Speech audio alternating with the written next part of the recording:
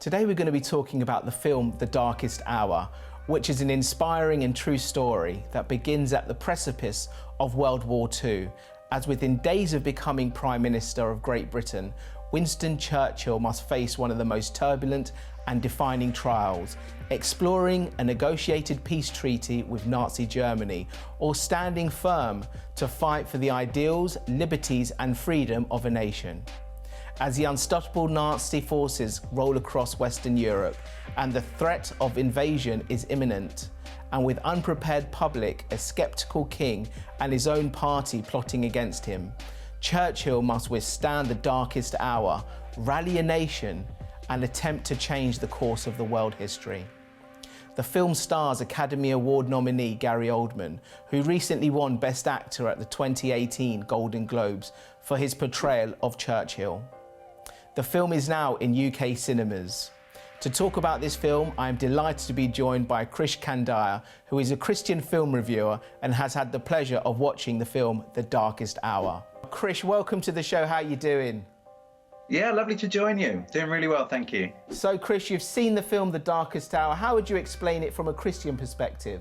So this is a fantastic film. It's a biography of Winston Churchill, but it doesn't tell you his birth to his death. It just tells you a very short moment of his life, how he became Prime Minister of the UK during the war, and some of the really huge decisions he had to make right at the beginning that were crucial to the Allies winning the fight against the Nazis.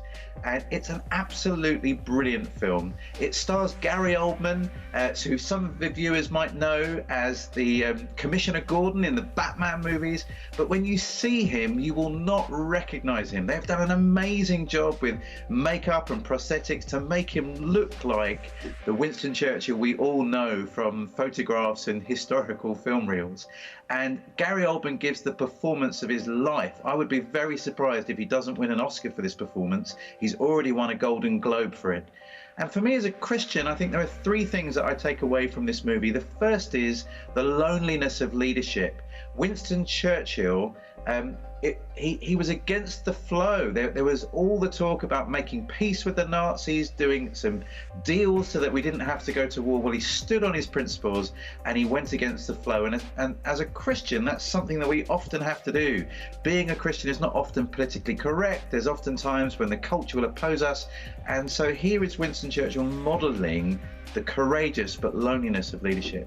In this movie, the highlight of the film are these incredible speeches and radio addresses that Winston Churchill gives. And at the end of the film, someone asks, after Winston has given this amazing sermon almost of how we're going to fight them on the beaches, someone says, what just happened? And they said, well, he has mobilized the English language and sent it into battle.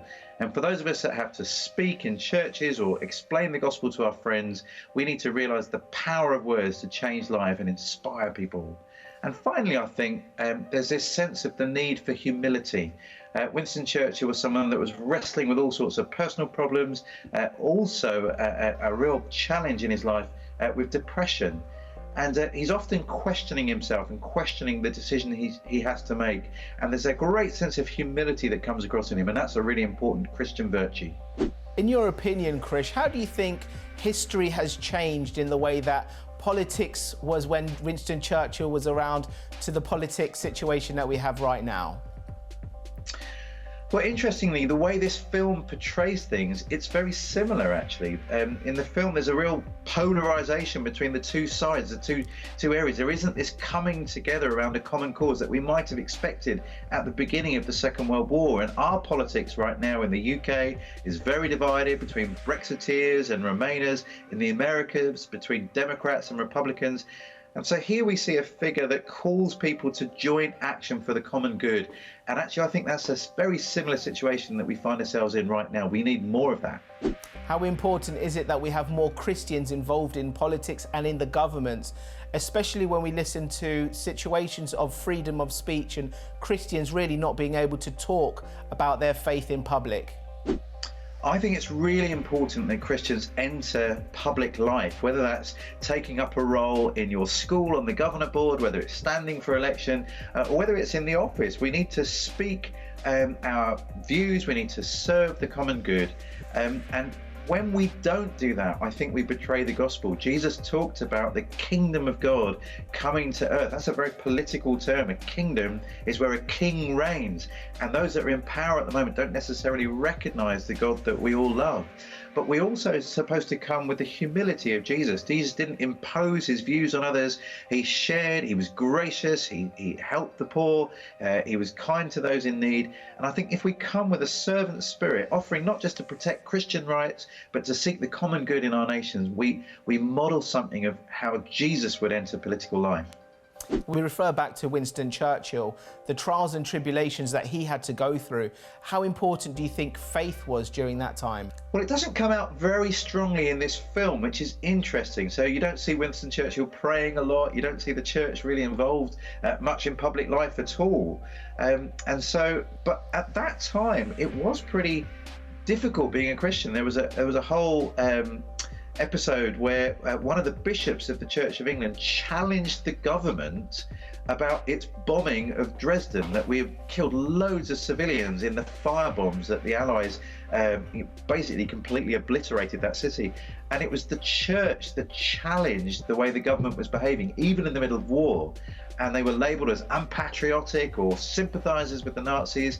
And actually the church wasn't trying to do that at all. It was trying to say, hold on, even in war, we need to show grace and dignity to our enemies. So I think, again, that's a thing that the church really needs to learn how to do right now, that we don't just champion our own cause, we don't just feather our own nest and protect our own interests. We speak up for those who have no voice. We seek the common good. We serve with the grace of Jesus. What advice would you give to any of our viewers who are watching us today, talking about their Christian faith and going out and evangelizing to new Christians, to non-Christians, and talking about Jesus Christ? Well, I think this movie has an interesting message for us, even though it's not made by Christians or for Christians.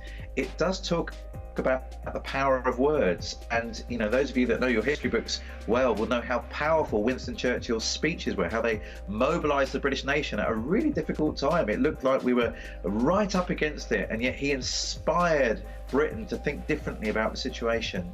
And I think the same is true for us sharing our faith, that you might feel very isolated, you might feel very nervous. Well, we need to learn from Jesus the way to speak graciously and winsomely and yet confidently about the wonderful gospel that we've received. And I'm drawn to the apostles as they stood in front of the Pharisees in Acts chapter 4, where they said, look, we cannot help but preach the gospel. We can't stop preaching it. No matter what you say, we have to say it because the grace of God compels us. And I think that's got to be our motivation too. We need to have confidence and yet humility in the way that we present our faith to a needy world. Excellent. So we want to take this opportunity to encourage our viewers. The film The Darkest Hour is now in UK cinemas. Krish Kandiah, thank you so much indeed for joining us. Take care and God bless. My pleasure.